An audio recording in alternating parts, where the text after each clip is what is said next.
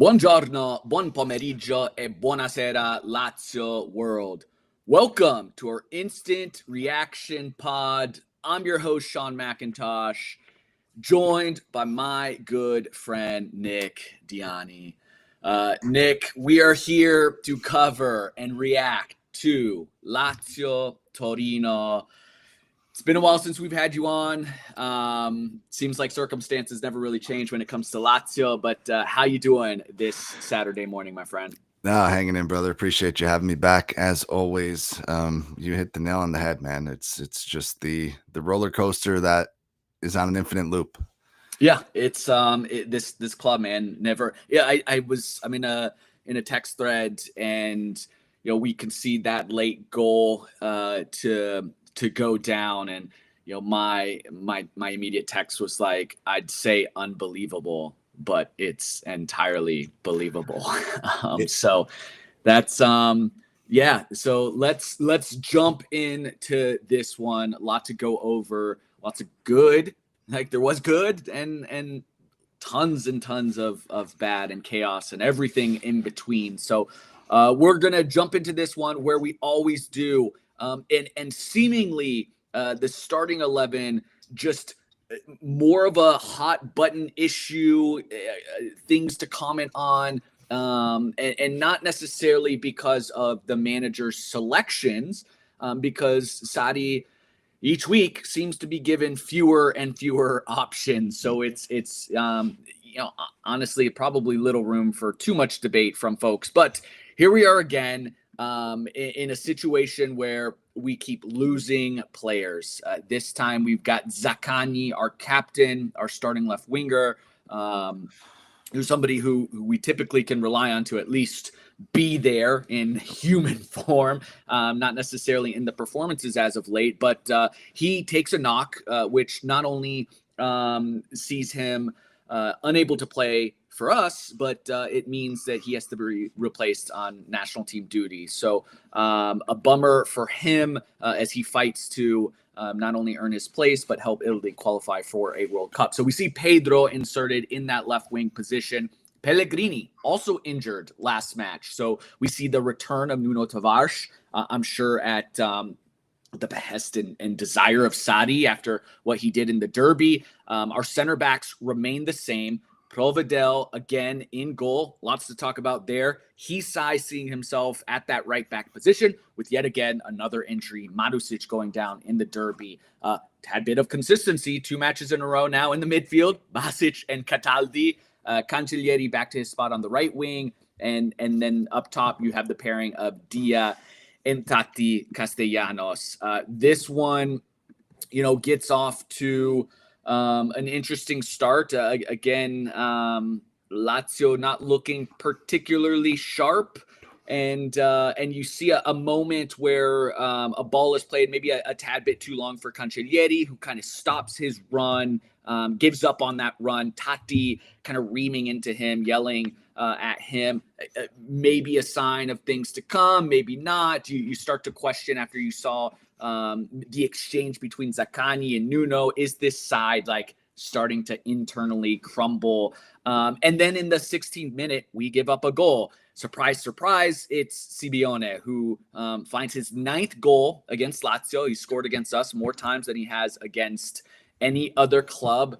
Perhaps we should have just signed this man years ago, as many of us had desired. But he is once again on the punishing end of things. And then in the 24th minute, Provedel makes an important save after Pedro, a rare mistake. Pedro lofts it back.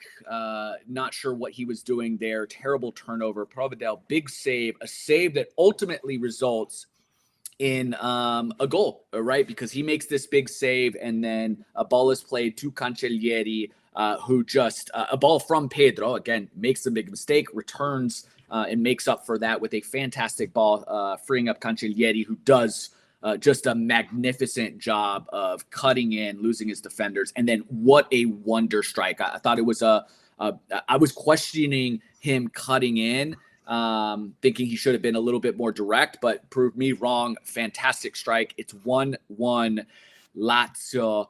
And then once again, star boy, 40th minute, Dia does well in this instance to force a turnover. Basic playing his part with a fantastic ball, and Cancellieri does the rest. It's a fantastic touch.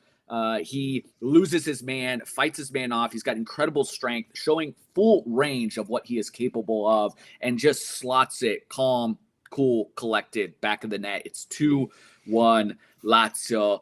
And we think we're maybe rolling, and all of a sudden you start to see maybe Lazio a little bit too cool with things, taking their foot off the gas. You start to feel like the worst was going to come. And sure enough, after a string of maybe questionable substitutions, 73rd minute, Torino ties it.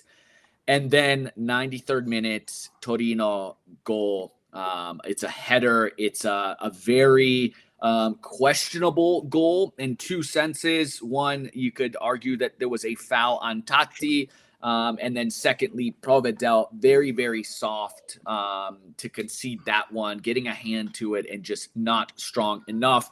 And then in typical Lazio fashion, never just ends a match in normal. It's chaos. It's a wonderful, fantastic job. Noslin making an impact off the bench. He's had a couple moments in this game.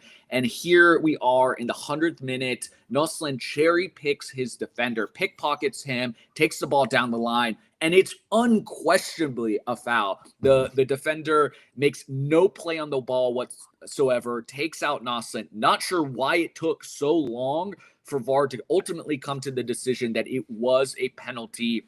So after VAR, they give the pen and they issue out a yellow to Torino, which honestly was another real questionable call on my hands. I thought it was a straight red. He takes out Tatti in that, but the captain, Danilo Cataldi, Roman born and bred, steps up and takes that penalty with precision. It ultimately ends 3-3 Lazio. Nick, give me your 3 words or less to describe this one. Just unsatisfying. It's one word. I don't have a better word for it. I always happy with points, but I don't know. We gave this one away. 100%. Mine was simple. It's just drop points, right? No way around it. I was watching that penalty. My son had woken up, and so I yelled at him to come over to watch the pen. Of course, he's little, he doesn't know the context. He's just cheering. And of course, I was happy that we convert and we salvage points. But no mistakes about it. It's drop points. It is. Look, we are not good, right? Correct. We can agree there, right, Nick? Yes, absolutely. We're not a good side. Say less.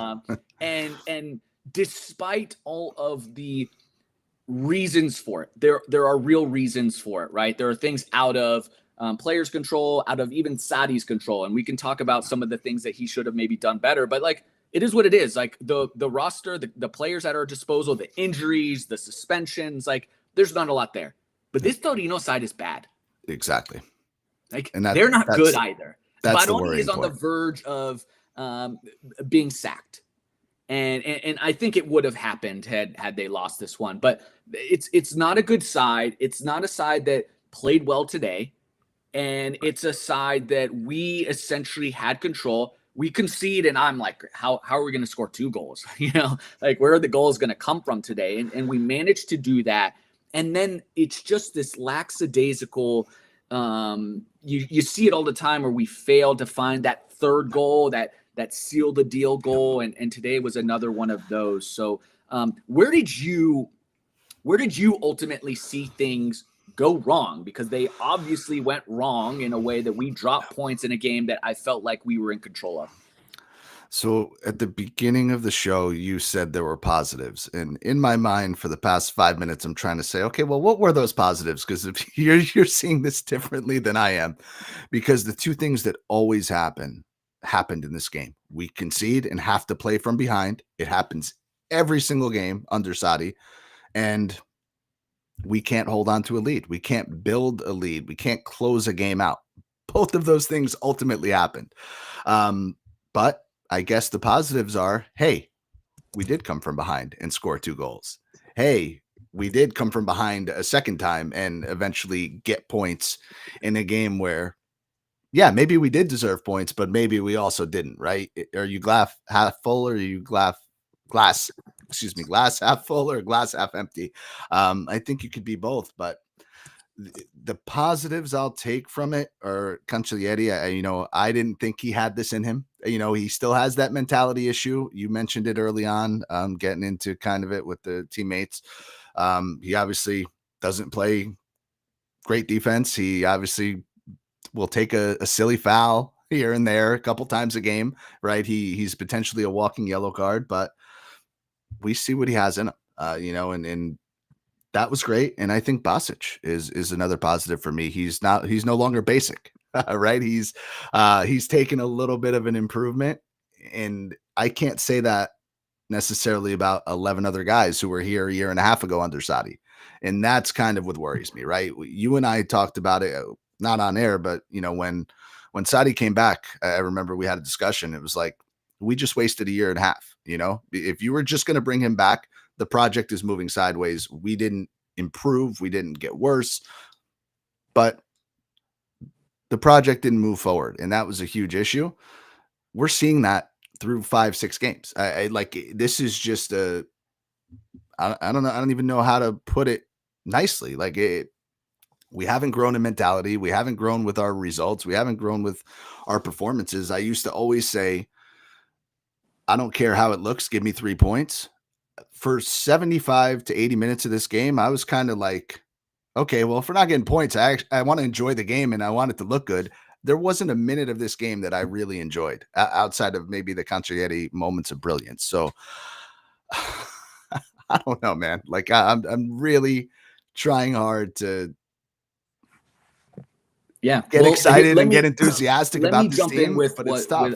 what I thought was some of the positives, because look, I agree. The frustration for me about this club comes down to what you've referenced, the project. Like, there's a project requires vision and a plan, right? And then you steady that and you execute against it. There's going to be bumps in the road. There's going to be times that maybe you question the project, but if it's a project, you've got to stick to it. And we lost a year in which I said it last year when we missed Europa and we missed Europe completely.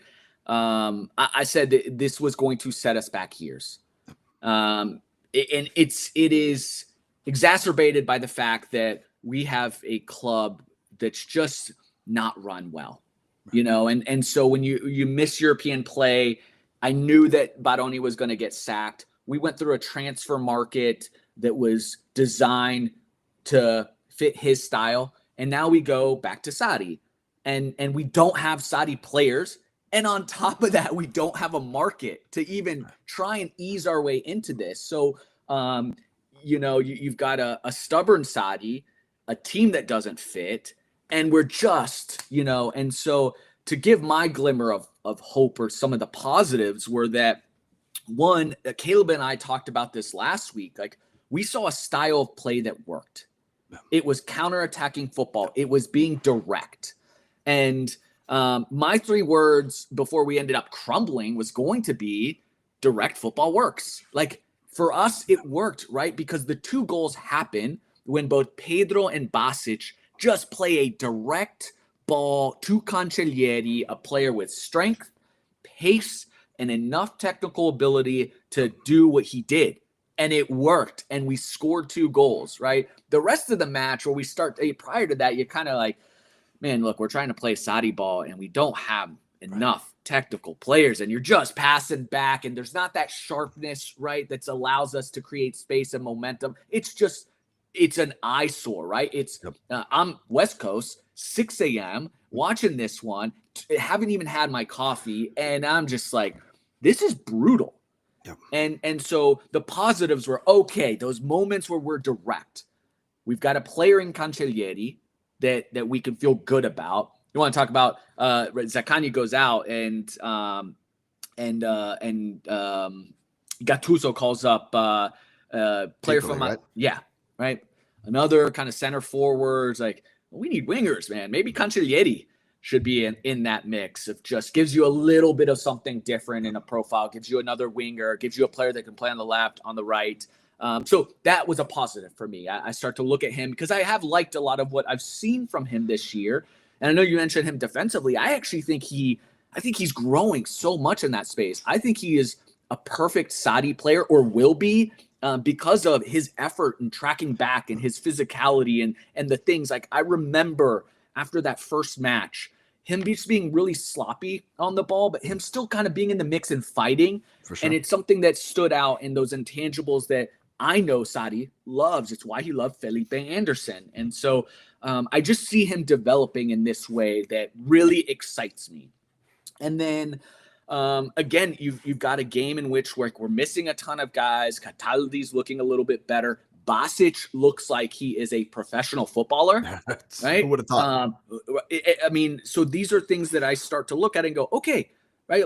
Again, if we can mold our style of play to be a tad more direct, and then we insert our players of quality. Zaccagni comes back, Rovella comes back. Now I start to feel a little bit more hopeful that if we can hang on until January, and look, that's me foolishly hoping that we do something in a market in which we've never done, but we're also facing and under a circumstance that we've never been in. Like, my God, Lotito, like, right? Like, I get the transfer window in January is difficult, but like, if there was a time to use that January market. So, I started to see some of the play and was like, okay, maybe we can hang on. Maybe we can be this scrappy side.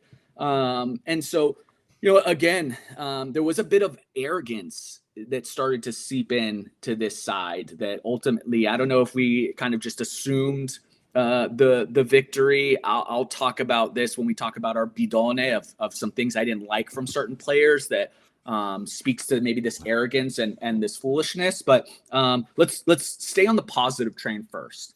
Who I'm going to assume, like, this is probably a no-brainer. Like, let's talk about man of the match, and then we'll extend this about other players that we maybe like, because I think the man of the match is pretty obvious, but I'll let you kick it off there. No. You got it. It's Conchietti. Has to be 2 goals.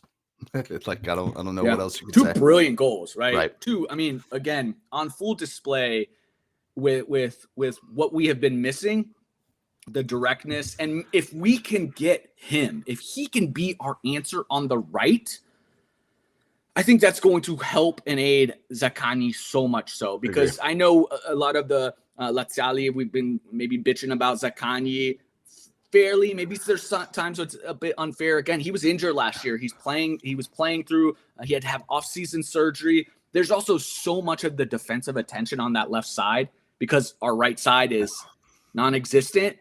And let me jump in. I mean, I'm dissecting into a conversation where it doesn't necessarily make sense, but how much better does this 4-2-3-1 look than the 4-3-3?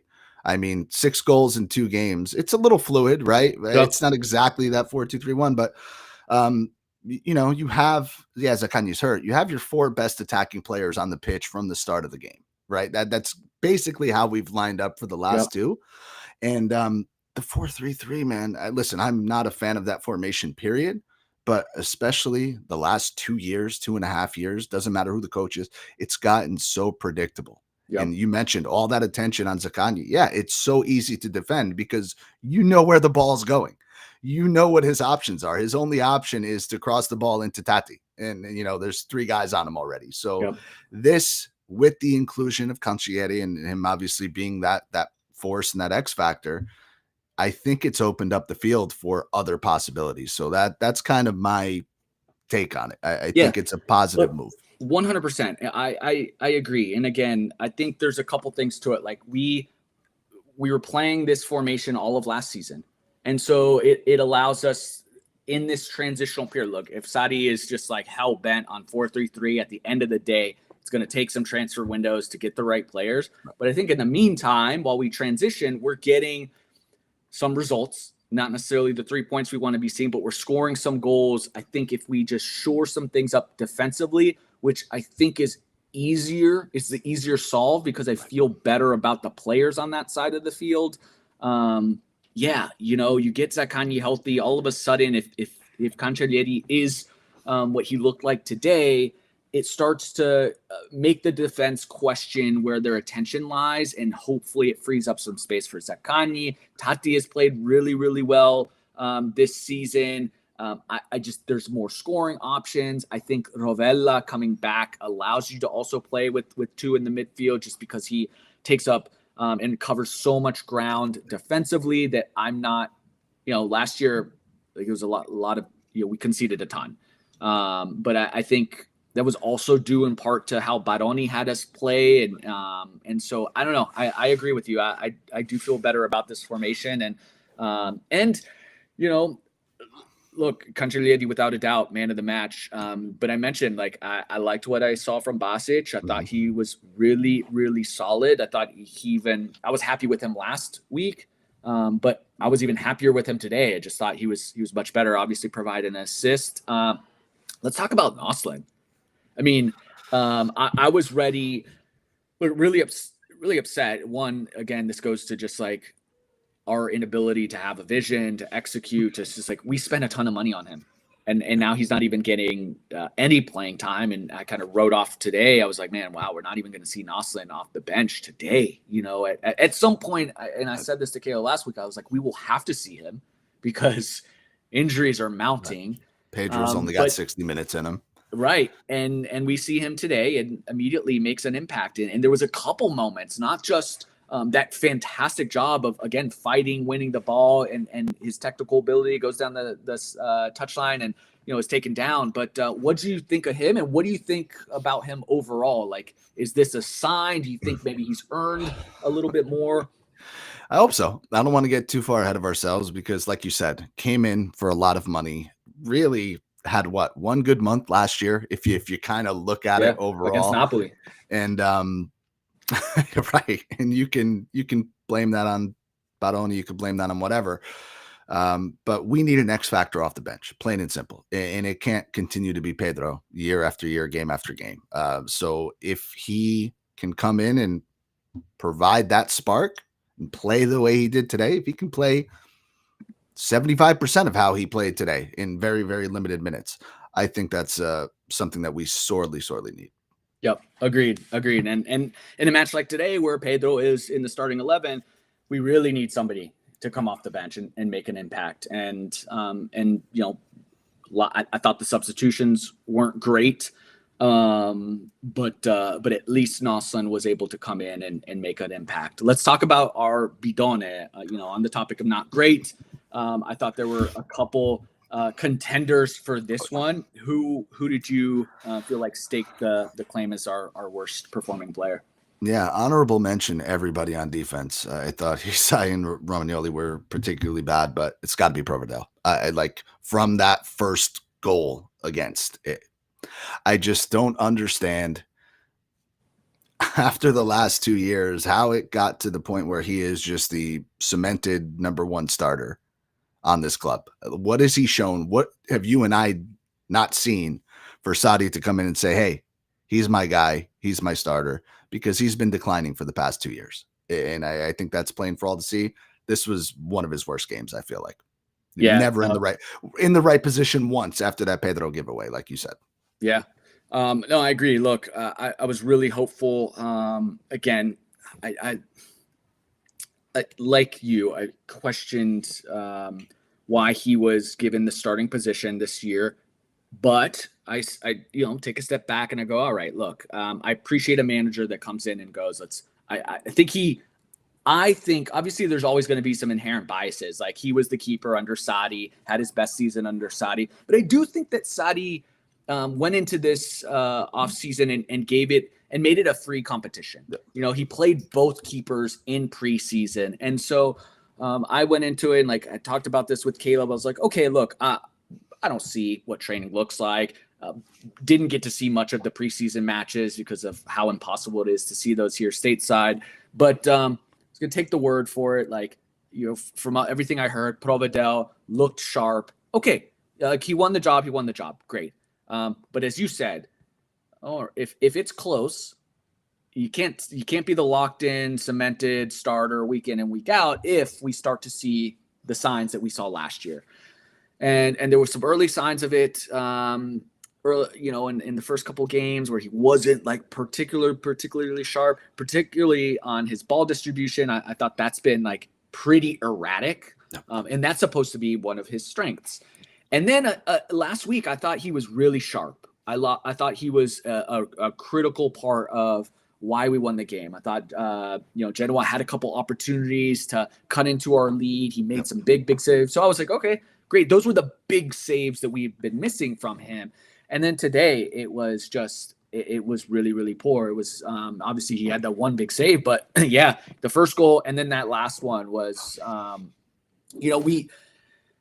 it's just you need a keeper that's going to bail you out. Yep. And time again, he'll come up with like the saves he should be making, and then today I thought those were actual ones that he should have made that he didn't.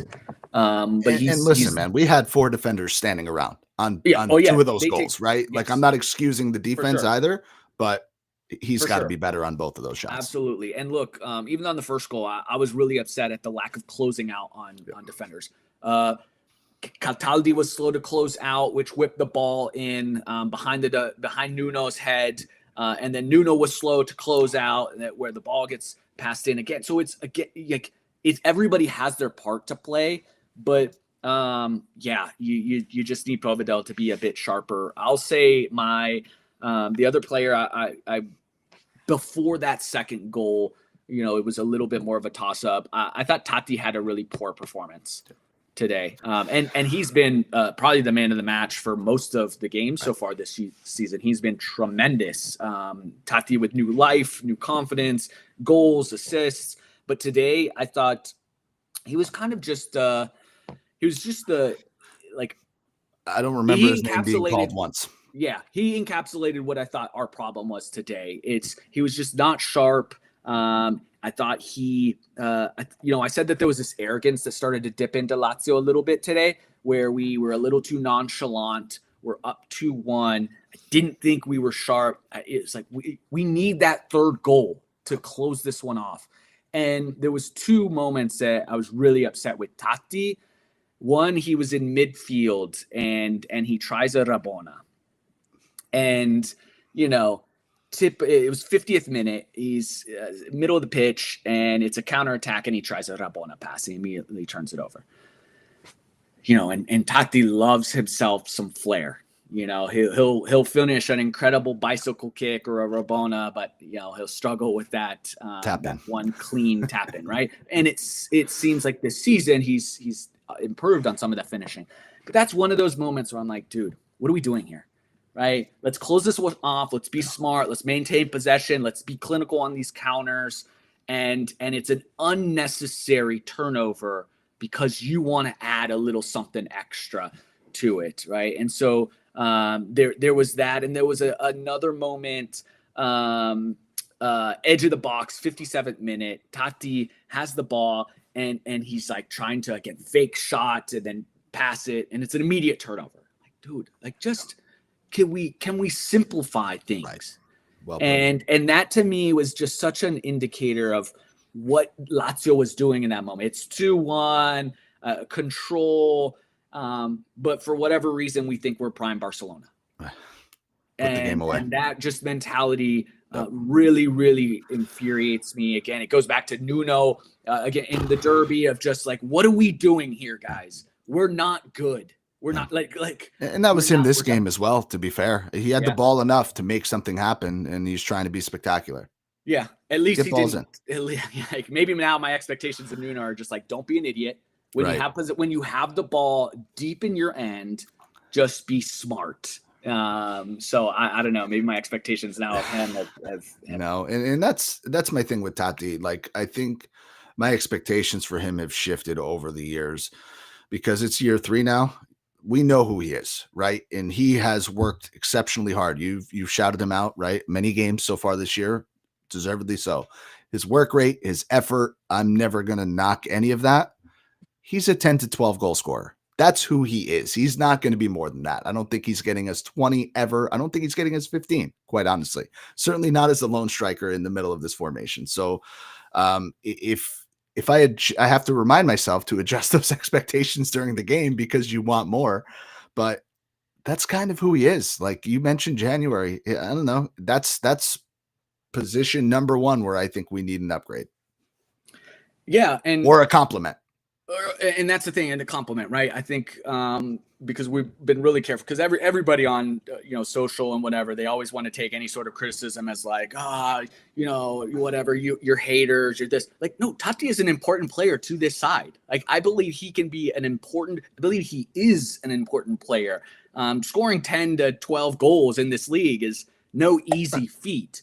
Right? Our expectations, unfortunately, when you have Ciro Immobile for 7-8 seasons, he's just not that. It's no different than, we go from Sergej Milinkovic-Savic to Guendouzi. Guendouzi is a very good player in this league for us. Right. But let's be clear. Not in that class. He's not in that class. He's not in that class. And my counterpoint to you is, Cremonese is going to have a striker that scores 10 goals.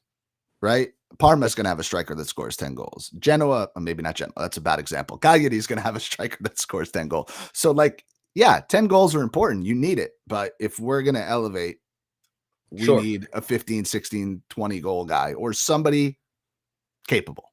Yeah. And look, if we're playing in this 4-2-3-1, can Totti be in that Dia role with a very clinical Pio Esposito, which is now out of the realm of any possibility. Lorenzo Luca was maybe the guy to bring in somebody like that. Where you got, again, Totti has so many qualities that serve him in a 2-forward system where he plays off the ball. He can still find his goals, great in the buildup and connecting. I think I still think he can be a starter on this side. Definitely. It's just who is going to take that mantle as our true number 9. I think that I agree with you so what'd you think of Dia today? He was okay. He had moments. I mean, but he does this. He just is invisible for 40 minutes at a time. I don't know how else to put it. I think he was pretty critical in some of the buildup, but I don't know. There's just too much time where I'm wondering where he is or what he's doing. Yeah. Agreed. It was interesting. I was really, really focusing on him in particular today because he's been criticized for being invisible, rightfully so. And I was really just focusing on what is he doing? Is it a product of just the system and how he's being forced to play? And he wasn't necessarily in a ton of dangerous areas, but I did commend him for again, just fighting. There were some moments where he was recovering for Nuno being out of position, and he won the ball that led to Basic making the assist, but. He's not really finding himself in dangerous areas where we want him to, where he was last year playing a little bit higher up. We commended him on his finishing ability last year, came up with some big goals. So just really interested in how he's being used. But yeah, here we are now after a draw here, a really, really failed opportunity. We find ourselves at 13th in the table with after 6 matches, we've got 7 points. So an opportunity to find ourselves in 9th, which would have moved us up, starting to approach at least with an eye towards some European spots, which I think is unattainable unless something major changes. But these are the matches that you have to come away with 3 points. And it really is when I start to look at some of the matches and some of the teams in those positions that we want to be in. I mean, I look at Como, for example. Como at 9 points. They've got to play Atalanta. This really could have been an opportunity to see ourselves kind of in and around that range. Right now, you've got Cremonese on 9 points. You've got Sassuolo. These are all sides that, even given all of our challenges, we should be better than. So, So before I close this out, Nick, because it may be a while since until we have you on. Hopefully it's not, but just where do you forecast or project us to be at the end of the season? Just curious. So before the season started, if you told me we were in 7th, 8th, 9th place, I would say that's pretty realistic. Best case scenario, 6th or 7th place. I think through 6 games, I kind of feel the same. I haven't seen anything that says we can catapult ourselves any higher. But now, I mean, I think we're pretty firmly 7th to 10th, right? I'm looking at the table. You mentioned the teams. I mean, teams in front of us I think we can still be better than, right? The Udinese, the Cagliari, the Sassuolo, the Cremonese. I think we can come up against those teams, but we're not better than Bologna, Atalanta, Inter, Roma. We know that, right? We knew that coming in. Como, we're probably not better than them. So what is our ceiling? I don't know. I still kind of see us in that same place. Yeah. Unfortunately, I agree with you. It's gonna take a lot of things. Health.